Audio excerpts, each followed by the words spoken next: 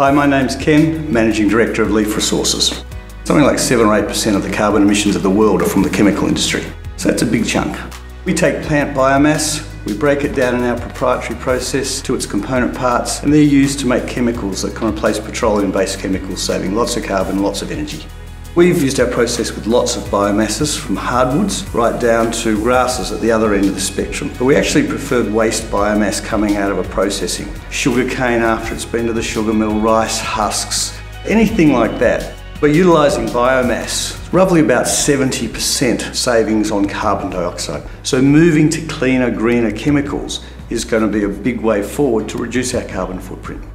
Leaf has moved forward from an idea to now a very validated technology, and we've now actually secured a site in Malaysia, and we're planning to move to our bankable feasibility study.